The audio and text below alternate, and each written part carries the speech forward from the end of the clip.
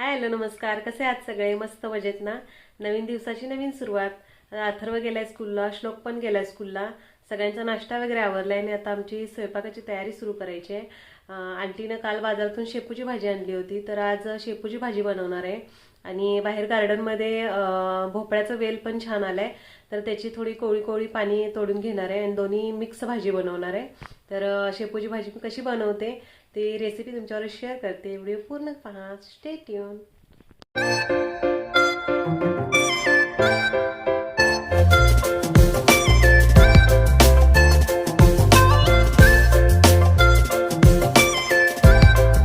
आता हा भोपळ्याचा वेल आलेला आहे आणि हा श्लोकने लावलाय आणि आता खूप मोठा झालाय. याला फुलं पण आलेत आणि छोटे छोटे भोपळे पण धरलेत. असे छोटे छोटे भोपळे आता धरायला लागलेत. छान भरपूर फुलं आलेत. आता याची मी कोवळी कोवळी पानं घेणार आहे शेपूच्या भाजीमध्ये मिक्स करायला. आता पाण्यांच्या व्यवस्थित शिरा वगैरे काढून धुवून मग ते शेपूच्या भाजी बरोबर चिरून घेणार आहे.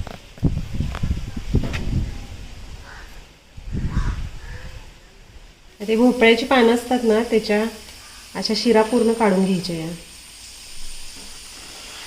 या पद्धतीने आणि स्वच्छ धुवून घ्यायची. आता इथे शेपूची भाजी आणि भोपळ्याची भाजी स्वच्छ धुवून घेतलेली आहे, 3 वेळा पाण्यातून धुवून घेतलेली आहे. आणि त्यानंतर तुरडाळ आणि तांदूळ भिजत घातले. आता भाजी पहिला चिरून घेते. आता इथे भाजी बारीक कट करून घेतली. 2 मिरच्या कट करून घेतलेत आणि लसूण क्रश करून घेते भाजीसाठी.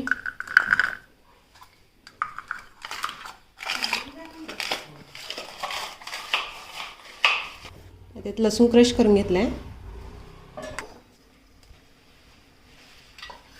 आता इथं तेल तापलेलं आहे, लसूण घालते.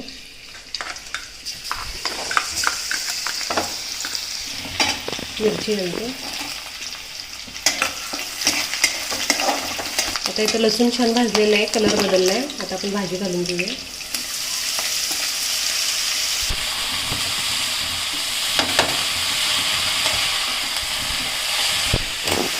आता डाळ भिजत घालून जे पाणी घातलं होतं तेवढंच मी याच्यामध्ये ॲड करणार आहे. शेंगदाण्याचं कूट घालते. आणि माझ्याकडे भाजलेला अवेलेबल आहे, मी भाजलेलं घालते, पण कच्चा पण छान लागतो याच्यामध्ये. चवीनुसार मीठ ॲड करते. सगळे इन्ग्रेडियंट्स आपले ॲड करून झालेत. भाजी सगळी व्यवस्थित मिक्स करून घेते आणि ताटावर पाणी ठेवून आपण शिजायला ठेवून देऊया.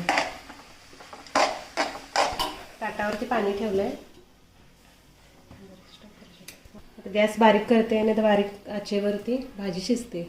इकडे चवळीची भाजी पण केली, श्वेतानी बनवली. आता इथं भाजी आणलेली आहे आंटीने बाजारातून. ही तांदळाची भाजी आहे, त्यानंतर मेथीची भाजी आहे आणि कोथिंबीर आहे, देशी कोथिंबीर आहे. तर आता ही नीट करून ठेवते. चटणीला पण देशी कोथिंबीर वापरतात, कारण हायब्रिडमध्ये पाणी खूप असतं.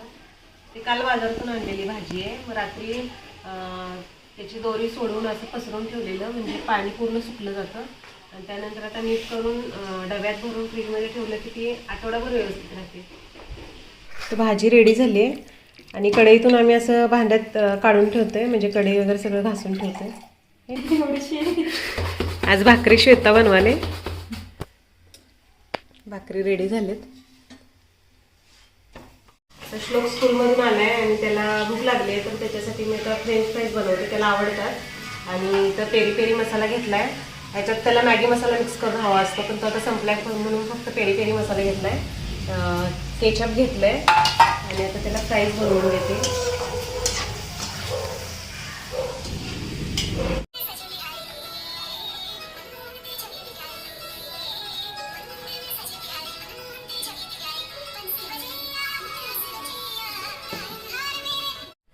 आज आहे 3रा मार्गशीर्ष गुरुवार आणि आता आमच्या सकाळची सगळी कामं आवरले. श्लोक अथर्व स्कूलला गेलेत आणि काकू आल्या होत्या फरशी क्लीन करायला. फरशी वरची खालची सगळी फरशी क्लीन करून गेलेत आणि आता स्वयंपाक बनवायचा आहे. आज आम्ही दोघंच आहे जेवायला आणि सगळी कामानिमित्त गावाला गेलेत.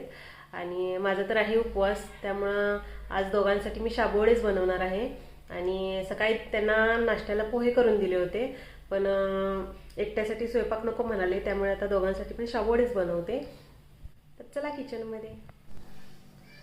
आज कॅमेरा पकडायला कोण नाही, श्वेता पकडते, नाही तर अथर्व श्लोक घरात असतील तर ते पकडतात. आज मी स्टँडला कॅमेरा सेट केलाय आणि आता शाबू मी रात्री भिजत घातले होते. थोडीशी श्लोकला स्कूलला जाताना खिचडी करून दिली होती, त्याला खिचडी आवडते. आणि त्यानंतर बटाटे पण उकडून घेतलेत. आणि पहिला मी शेंगदाण्याची आमटी बनवून घेते शाबूवड्यांबरोबर खायला, आणि त्याच्यानंतर शाबूवडेची रेसिपी पण मी तुमच्यावर शेअर करते, शाबूवडे कसे बनवते. तर शेंगदाण्याच्या आमटीची रेसिपी तर मी शेअर केलेलीच आहे. तर पहिला आमटी करून घेते. ते इथं माझी शेंगदाण्याची आमटी बनवून झाली आहे. शाबूवड्याबरोबर खायची म्हणून थोडीशी अशी घटसरच बनवली. आणि चिंच गुळ घालून छान लागते आमटी ही. दुसऱ्या मार्गशीर्ष गुरुवारचा जो मी ब्लॉग शेअर केलाय त्याच्यामध्ये मी शेंगदाण्याच्या आमटीची सविस्तर रेसिपी मी त्यात दिलेली आहे, त्यामुळे आता मी शेअर नाही केले. आणि अगोदरच्या 2 ब्लॉगमध्ये मी मार्गशीर्ष पूजा ही शेअर केलेली आहे.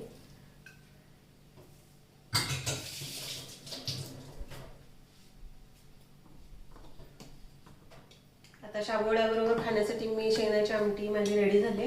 इकडे बारीक गॅसवर उकळवायला ठेवते. थोडी 5-10 मिनिटं शिजायला ठेवते.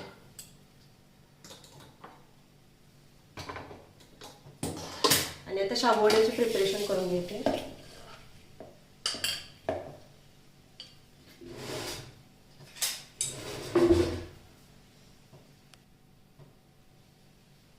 कॅमेरा पकडायला कोण नसलं की असं अँगलचा इश्यू होतोय. आता हे बटाटे मी जे शिजवून घेतले त्याची साल काढून व्यवस्थित खिसून घेते, कारण नुसतं आपण हाताने कुस्करलं ना तर असं ते मोठं मोठं राहिलं की वडा जेव्हा आपण तेलामध्ये तळतो तेव्हा तो फुटतो किंवा असं वेगळाच आकार, मध्येच टंबू आल्यासारखं असं वेगळाच आकार येतो त्याचा. मी काय करते, खिसणीवरती खिसून घेते ते.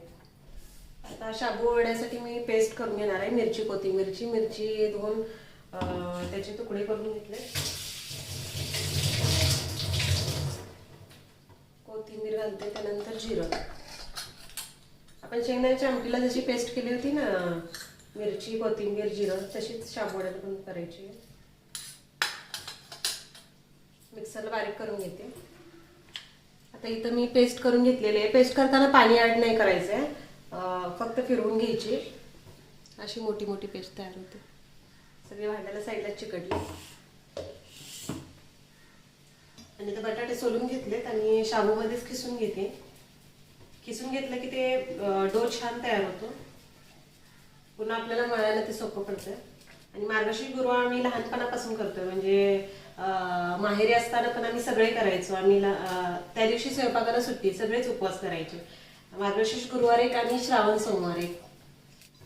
पण उपवास जमत नाही म्हणून आई पण असं मग शाबूवडे जे आवडीचं आहे ते बनवायची.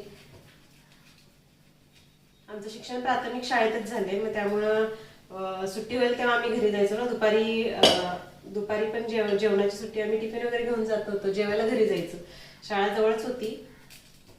ते खोबऱ्याचं जे सारण असतं ना ते खायला आम्हाला आवडायचं. मग उपवासाला आई ते पण बनवायची. आणि संध्याकाळी पुन्हा पुस्तक वाचायला पण आम्ही सगळे बसायचो. मी वाचायचे, नाहीतर अपर्णा पुस्तक वाचायची, कधी अण्णा पण वाचायचा. आणि आजी आमच्यावर बसायची पुस्तक वाचायला. आणि तेव्हा आता ह्या दिवसात वटाणे येतात ना, तर वटाणे घालून मसाले भात बनवायची आई. आणि छान वातावरण वाटतं मार्गशीर्ष गुरुवारचं. त्यामुळे पहिल्यापासून करायची सवय, त्यामुळे मार्गशीर्ष गुरुवार आणि श्रावण सोमवार मात्र मी नेहमी करते. बाकी आठवड्यातला कुठला उपवास करत नाही, कारण मला उपवास मुळात जमतच नाही. काही जण फक्त फळं खाऊन वगैरे पण करतात, पण नाही मला जमत. त्यामुळे मी फळात असं बनवते. इथं बटाटा खिसून घेतलाय, त्यात चवीनुसार मीठ घातले. आणि आपण ही आता पेस्ट तयार केली मिरची, कोथिंबीर आणि जिऱ्याची, तर ती पण त्याच्यामध्ये ऍड करते. आता त्या पेस्ट मध्ये मी छोटा चमचा जिरा घातला होता. आता आणखी वरतून आणि घालते थोडंसं जिरं. जिऱ्याचा फ्लेवर शाबूवड्यामध्ये छान लागतो. आता याच्यामध्ये शेंगदाण्याचं कूट ऍड करूया.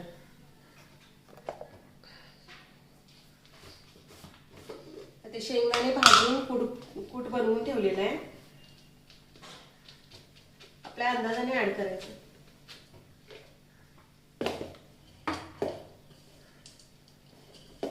आता हा सगळा डो व्यवस्थित मळून घेते. परातीत मळायची सवय झाली आहे, ते भांड्यात जमत नाही. आणि याच्यात वरून पाणी वगैरे घालायला लागत नाही, कारण बटाट्यामुळे ते व्यवस्थित बाइंडिंग येतं आणि शाबू पण व्यवस्थित भिजले, त्यामुळे वरून पाणी नाही घालायचं. आणि आपले पेस्ट पण ओली असते की नाही, त्यामुळे ते व्यवस्थित डो तयार होतो. आता इथं मी डो मळून घेतलाय. आता पुन्हा भांड्यात काढून ठेवते. आता इकडं आमटी आपली 10 मिनिटं छान शिजलेली आहे, रेडी झाले. आणि शाबुवड्याचा डो पण मी छान मळून घेतलेला आहे. आता जेव्हा फराळ करणार तेव्हा हे तळून घेते. आता आमटी वगैरे करता करता जी भांडी पडली होती ती सगळी आता मी क्लीन केलेली आहेत. आणि आता तेल पण ठेवलंय तापायला आणि वडे आता तळून घेणार आहे.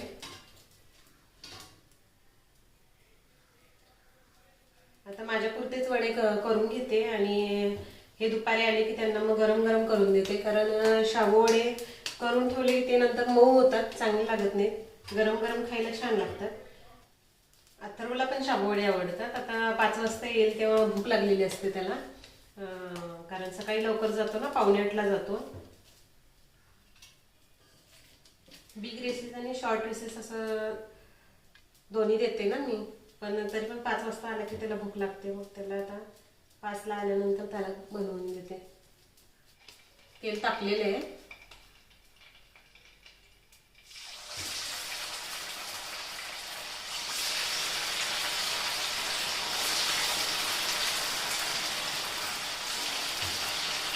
गॅस थोडासा कमी करते, म्हणजे मग आतमध्ये व्यवस्थित भाजले जातात.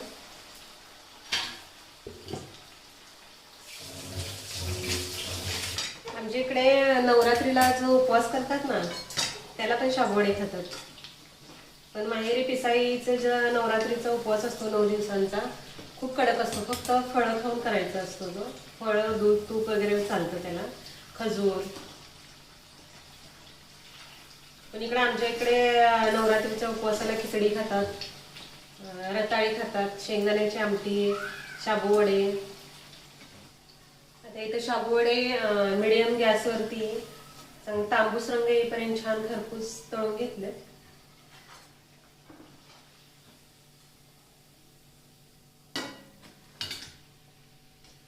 तर रेडी आहेत आपली शाबू वडी. तर माझं ताट मी तयार करून घेते. आता वाजलेत 1 आणि मी माझं फराळचं ताट रेडी करून घेतलंय.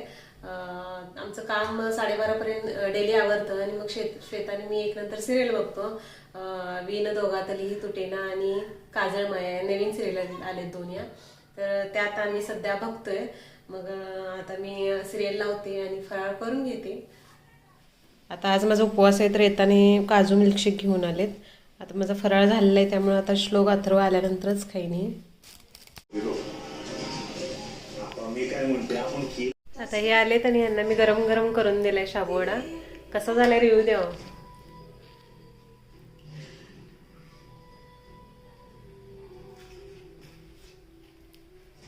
आवाज आले न बोलता रिव्ह्यू. अथर्व पण असंच रिव्ह्यू देतो.